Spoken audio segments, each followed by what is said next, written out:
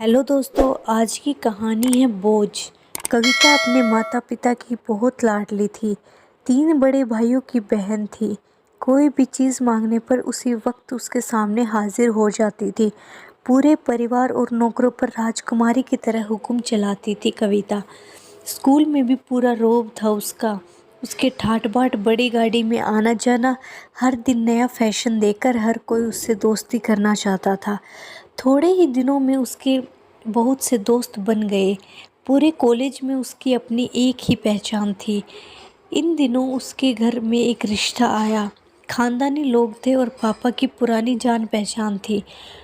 कविता के साथ कोई ज़बरदस्ती नहीं थी, पर कविता ने फिर भी हाँ कर दी क्योंकि वह अपने परिवार से बहुत प्यार करती थी। वह जानती थी कि वह लोग उसका अच्छा ही सोचेंगे। लड़के का नाम राज था। राज काफ़ी पढ़ा लिखा और समझदार लड़का था। ससुराल में कविता की जगह वैसी ही थी जैसे कि मायके में। कोई भी कार्य कविता की सलाह के बिना नहीं होता था। सबकी लाडली बहू बन गई थी वह। फिर उसके घर एक बेटे का जन्म हुआ। राहुल कविता को जान से प्यारा था। पोता पाकर ससुराल वाले तो फूले नहीं समाते थे। कविता कभी कभी सोचती कि उसकी किस्मत कितनी अच्छी है। उसका हर अपना उसे कितना प्यार करता है। चाहे जीवन में कैसा भी समय आए, मेरे अपने हमेशा मेरे साथ है। मैं कभी अकेली नहीं हो। कितनी खुशकिस्मत हूँ मैं। पर शायद कविता की खुशियों को उसकी अपनी नज़र लग गई थी। एक दिन वह मायके जाने की जिद कर बैठी। राज को बहुत काम था, लेकिन वह फिर भी उसे ले गया। रास्ते में उनकी गाड़ी अन्य गाड़ी से टकरा गई। कविता, राज और राहुल बहुत बुरी तरह जख्मी हो गए। काफ़ी दिनों के इलाज के बाद राज और राहुल तो ठीक हो गए, लेकिन कविता पूरी तरह ठीक ना हो सकी। सर पर चोट लगने की वजह से वो अपनी आंखों की रोशनी खो बैठी। अब कविता की किस्मत जैसे उल्टे पांव चलने लगी। मायके वाले कुछ दिनों तक उसे मिलने आते रहे, फिर कभी कभार फ़ोन पे पूछ लिया करते। धीरे धीरे से सिलसिला भी कम हो गया। ससुराल वालों की सहानुभूति भी कम होने लगी। घर में किसी को पास बैठने के लिए कहती तो जवाब मिलता, बहुत काम है, अब तुम भी हाथ नहीं बटा सकती। राज भी चिड़चिड़ा हो गया था। बस राहुल ही था उसके साथ, जिसके साथ हंसते खेलते उसका वक्त गुजरता। एक दिन कविता के हाथ से कुछ सामान गिर गया, जिसकी वजह से राहुल को हल्की सी चोट लग गई।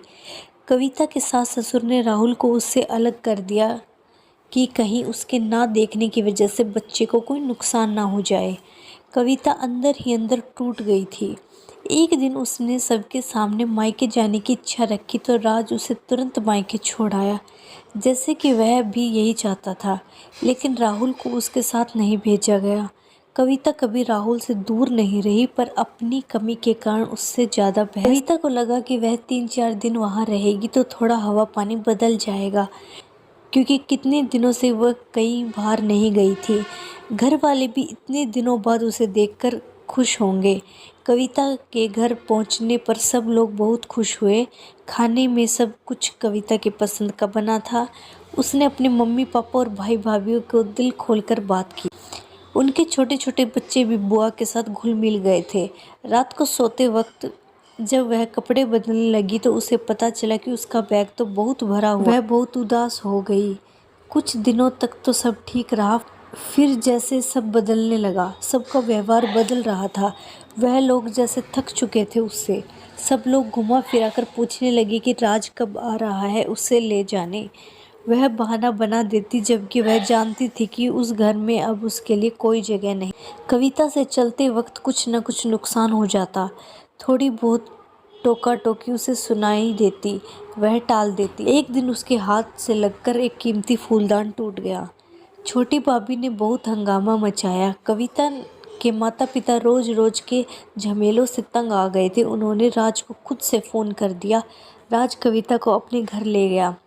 कविता को अपने परिवार वालों से ये उम्मीद ना थी। जिस कविता के कहे बिना घर में एक पत्ता तक नहीं हिलता था, उस घर के लिए अब वह बोझ बन चुकी थी।